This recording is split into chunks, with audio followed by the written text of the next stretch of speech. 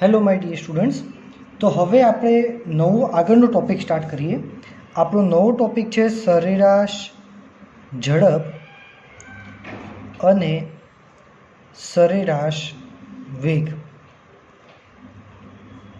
ધ્યાન આપજો. ચલો, સરેરાશ ઝડપ એટલે શું? આપણે બંને વસ્તુ વારાફરતી એક એક કરીને જોઈ લઈએ. તો પહેલાં આપણે જોઈએ સરેરાશ ઝડપ. ધ્યાન આપજો. આપેલા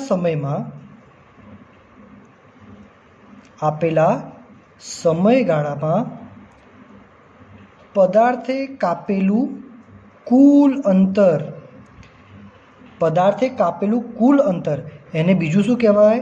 તો કે પથ લંબાઈ કહેવાય. તો આપેલા સમયગાળામાં પદાર્થે કાપેલું કુલ અંતર અને તે સમયગાળાનો ગુણોત્તર એટલે કે ભાગાકાર એટલે સરેરાશ ઝડપ. એટલે સરેરાશ ઝડપનું સૂત્ર થાય આપેલ સમયગાળામાં પદાર્થે કાપેલું કુલ અંતર. પદાર્થે કાપેલું કુલ અંતર એટલે શું કહેવાય? પથ લંબાઈ. એટલે પથ લંબાઈ અને તે સમયગાળો એટલે પથ લંબાઈ ભાગ્યા સમયગાળો, કારણ કે ગુણોત્તર કીધો છે. પથ લંબાઈ અને સમયગાળાનો ગુણોત્તર એટલે સરેરાશ ઝડપ. તો મોસ્ટ આઈએમપી સમીકરણ સરેરાશ ઝડપનું પથ લંબાઈ ભાગ્યા સમયગાળો. હવે પથ લંબાઈ શું છે? કે પથ લંબાઈ એટલે કાપેલું કુલ અંતર છે. તો એકમની દ્રષ્ટિએ જોવા જઈએ તો શું થાય? તો કે પથ લંબાઈ એ કાપેલું કુલ અંતર છે. અંતર શેમાં મપાય? અંતર મીટરમાં મપાય, કિલોમીટરમાં મપાય, હે ને, સેન્ટીમીટરમાં મપાય.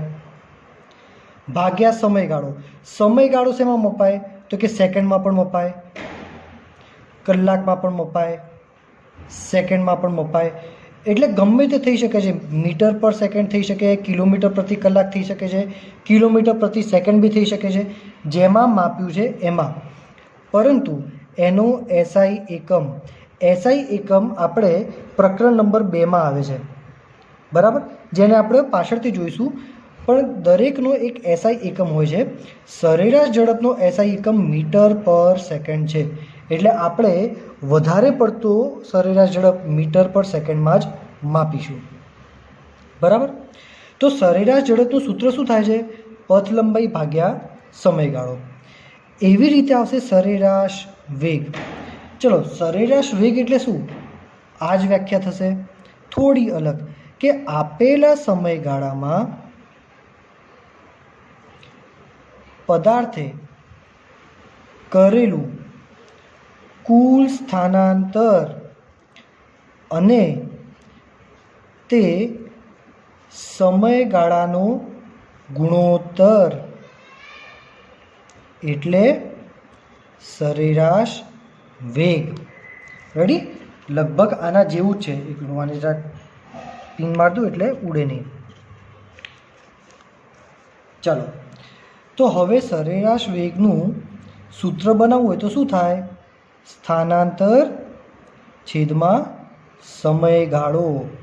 જોઈ લો, આપેલા સમયગાળામાં પદાર્થે કરેલું કુલ સ્થાનાંતર અને તે સમયગાળાનું ગુણોત્તર એટલે સ્થાનાંતર ભાગ્યા સમયગાળો એટલે સરેરાશ વેગ. તો આ થઈ ગયું સરેરાશ વેગનું સૂત્ર. ભાઈ આનો એકમ શું થાય? આના જેવો થાય. કેવી રીતે?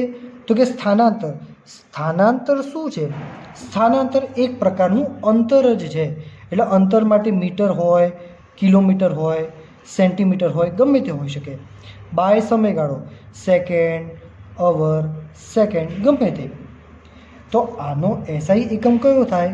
તો ભાઈ આનો એસઆઈ એકમ થાય મીટર પર સેકન્ડ. તો બંનેના એકમ એક સરખા છે, બંનેના એસઆઈ એકમ પણ એક સરખા છે. પણ ફરક શું છે? ફરક એટલો કે સરેરાશ ઝડપના સૂત્રમાં પથ લંબાઈ ભાગ્યા સમયગાળો આવે છે, જ્યારે સરેરાશ વેગના સૂત્રમાં સ્થાનાંતર ભાગ્યા સમયગાળો આવે છે. આ બધું તમારે નોટબુકમાં લખવાનું છે. આઈએમપી છે બેટા. ચલો, હવે બીજી એક વસ્તુ. તો આ સૂત્રમાં ફરક કેટલો છે? તો એકમાં પથ લંબાઈ આવે છે, તો એકમાં આવે છે સ્થાનાંતર. ભાઈ પથ લંબાઈ કેવી રાશિ હતી? તો જુઓ, હવે હું તમને સમજાવું કે આપણે ગયા લેક્ચરમાં ભણાવ્યું હતું, ફરીથી રિવાઇઝ કરાવું છું. તો પથ લંબાઈ કેવી હતી? તે હંમેશા ધન જ હોય છે. આવું આપણે 2 લેક્ચર પહેલાં સમજાવ્યું હતું બેટા કે પથ લંબાઈ શું હોય છે? તો કે તે હંમેશા ધન જ હોય છે. ચલો, સ્થાનાંતર, તો એમાં આવે તે ધન, ઋણ કે શૂન્ય પણ હોઈ શકે છે. તે ધન, ઋણ કે શૂન્ય પણ હોઈ શકે છે. બરાબર? ચલો, તો જે વસ્તુ હંમેશા ધન જ હોય એટલે પથ લંબાઈ ને માત્ર મૂલ્ય જ હોય છે. સ્થાનાંતરને મૂલ્ય પ્લસ દિશા બંને હોય છે. તેને મૂલ્ય પ્લસ દિશા બંને હોય છે. આ બીજો તફાવત થયો. રેડી? પથ લંબાઈ હંમેશા ધન હોય, સ્થાનાંતર ધન, ઋણ કે શૂન્ય પણ હોઈ શકે છે. પથ લંબાઈને માત્ર મૂલ્ય જ હોય, સ્થાનાંતરને મૂલ્ય પ્લસ દિશા, મૂલ્ય અને દિશા બંને હોય છે. બરાબર? હવે જુઓ, જેને માત્ર મૂલ્ય હોય, જેને માત્ર મૂલ્ય હોય તેને અદિશ રાશિ કહેવામાં આવે છે. તેને અદિશ રાશિ કહેવામાં આવે છે. જેને મૂલ્ય અને દિશા બંને હોય તેને સદિશ રાશિ કહેવામાં આવે છે. રેડી? ચલો, તો આ એક નવી વ્યાખ્યા, બધું ઇમ્પોર્ટન્ટ છે તમારા માટે. આ નવી વ્યાખ્યા છે કે જેને માત્ર મૂલ્ય હોય તેને અદિશ રાશિ કહેવાય. પથ લંબાઈને માત્ર મૂલ્ય જ છે, માટે પથ લંબાઈ એ અદિશ છે. જેને મૂલ્ય અને દિશા બંને હોય તે સદિશ રાશિ કહેવાય. મૂલ્ય અને દિશા કોને હોય છે? સ્થાનાંતરને. તો સ્થાનાંતર સદિશ રાશિ છે. બરાબર? ચલો, તો પથ લંબાઈ અદિશ રાશિ છે, સ્થાનાંતર એ સદિશ રાશિ છે. હવે આપણે જે સરેરાશ ઝડપ અને સરેરાશ વેગ ભણ્યા, તો ભાઈ સરેરાશ ઝડપમાં પથ લંબાઈ આવે છે. પથ લંબાઈ કેવી હતી? અદિશ. તો પથ લંબાઈ અદિશ છે તો સરેરાશ ઝડપ પણ અદિશ છે. સરેરાશ વેગમાં સ્થાનાંતર આવે છે. સ્થાનાંતર કેવું છે? સ્થાનાંતર સદિશ છે. તો સ્થાનાંતર સદિશ છે તો સરેરાશ વેગ પણ સદિશ છે. રેડી? એટલે સરેરાશ વેગ ધન પણ હોઈ શકે, ઋણ પણ હોઈ શકે, શૂન્ય પણ હોઈ શકે. ધન અને ઋણ શું છે? ભાઈ ધન અને ઋણ એ દિશાઓ છે. આપણે ગયા લેક્ચરમાં કીધું હતું. બરાબર? જે વસ્તુ સ્થાનાંતરની થાય એ વસ્તુ સરેરાશ વેગને પણ લાગુ પડે. સ્થાનાંતર ધન, ઋણ અને શૂન્ય છે તો સરેરાશ વેગ પણ ધન, ઋણ અને શૂન્ય થાય. કેમ? જેવું સ્થાનાંતર એવો સરેરાશ વેગ. બરાબર? ચલો, તો આપણે એક વસ્તુ ભણી ગયા હતા કે પથ લંબાઈ is greater than or equal to સ્થાનાંતરનું મૂલ્ય. જે વસ્તુ પથ લંબાઈમાં થાય એ વસ્તુ સરેરાશ ઝડપને લાગુ પડે. જે સ્થાનાંતરમાં થાય એ જ બધું સરેરાશ વેગને પણ લાગુ પડે. પથ લંબાઈ અદિશ તો સરેરાશ ઝડપ અદિશ. પથ લંબાઈ હંમેશા ધન તો સરેરાશ ઝડપ પણ હંમેશા ધન. પથ લંબાઈ is greater than equal to સ્થાનાંતર, તો એવી રીતે શું લખાય? મોસ્ટ આઈએમપી સરેરાશ ઝડપ is greater than equal to સરેરાશ વેગ. તો આ બધું મોસ્ટ આઈએમપી થઈ ગયું આજના લેક્ચરનું. રેડી? તો વિદ્યાર્થી મિત્રો, આ બધી વસ્તુમાં તમારે ખાસ ધ્યાન આપવાનું છે. બરાબર. પથ લંબાઈને સ્થાનાંતરનો તફાવત આપી દીધો. જે વસ્તુ પથ લંબાઈને લાગુ પડે એ સરેરાશ ઝડપને લાગુ પડે. પથ લંબાઈ એટલે સરેરાશ ઝડપ, સ્થાનાંતર એટલે સરેરાશ વેગ. હવે આપણે આને સમજવા માટે બુકમાં જે ઉદાહરણ આપ્યું છે એ ઉદાહરણ લઈએ. તો જુઓ આપણી બુકમાં શું આપ્યું છે. તો આપણી બુકમાં અહીંયા એક આ આલેખ આપ્યો છે, બરાબર. આ આલેખ શેનો છે? તો કે તમારે પાછળ જે આ આલેખ આપ્યો છે આ આલેખને નું ખાલી 0 થી 10 સેકન્ડ સુધીનો જે આટલો ભાગ છે 0 થી 10 સેકન્ડનો એટલો ભાગ આ 0 થી 8 સેકન્ડનો એ તમને અહીંયા આપ્યો છે, બરાબર. હવે એમાં તમને એમ કીધું હોય કે 5 થી 7 સેકન્ડ વખતનો સરેરાશ વેગ શોધો. કેટલી સેકન્ડનો? તો કે 5 થી 7 સેકન્ડ વચ્ચેનો સરેરાશ વેગ શોધો, બરાબર.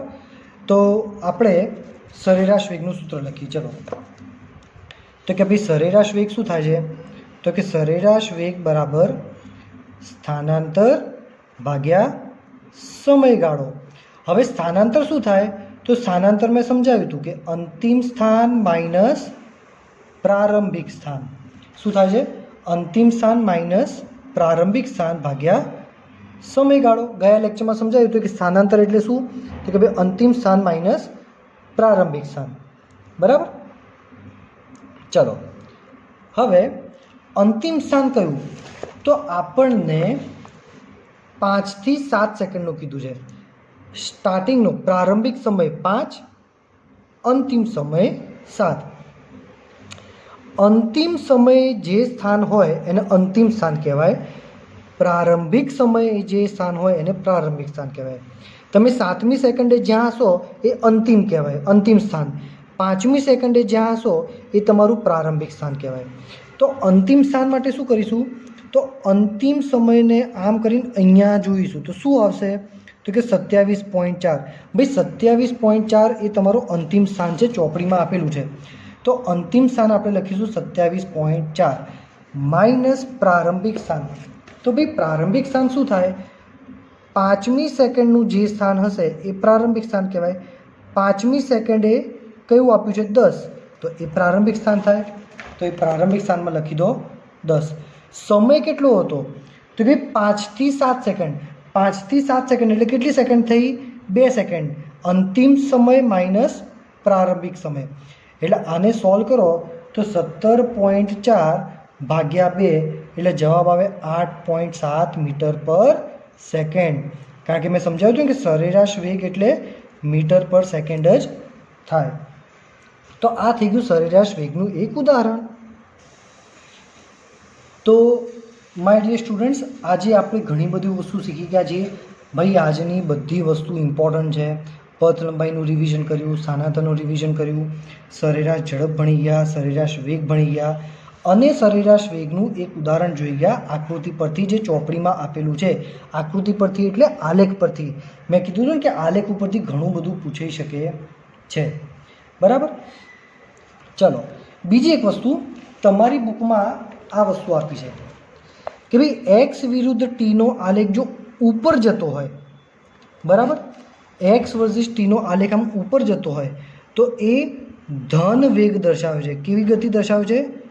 ધન ગતિ. અહીંયા લખ્યું છે ધન ગતિ. જો આલેખ નીચો જાય તો ઋણ દિશાની ગતિ એટલે ઋણ ગતિ. અને આમ હોય તો એ તો ગઈકાલે ભણાયું હતું. આ કેવું કહેવાય? સ્થિર કહેવાય. આપણે ગઈકાલે શું ભણાવ્યું હતું કે સીધી રેખામાં હોય તો નિયમિત ગતિ. આ નિયમિત ગતિ છે પણ કઈ દિશામાં? ધન દિશામાં. ધન અને ઋણ એ દિશા છે, બરાબર. વારે વારે નીકળું, યાદ રાખજો બેટા. આલેખ નીચે જાય છે એટલે નિયમિત ગતિ જ છે પણ કેવી દિશામાં? ઋણ દિશામાં. અને આમ છે એટલે સ્થિર. કાલે ભણાવ્યું હતું ને કે સીધું આમ જાય એટલે નિયમિત ગતિ કહેવાય. નિયમિત ગતિ ધન દિશામાં, નિયમિત ગતિ ઋણ દિશામાં અને સ્થિર. તો આજના લેક્ચરમાં આટલું જ રાખીએ છીએ. કોઈ પણ ડાઉટ હોય તો તમે મને પૂછી શકો છો. Thank you very much my dear students.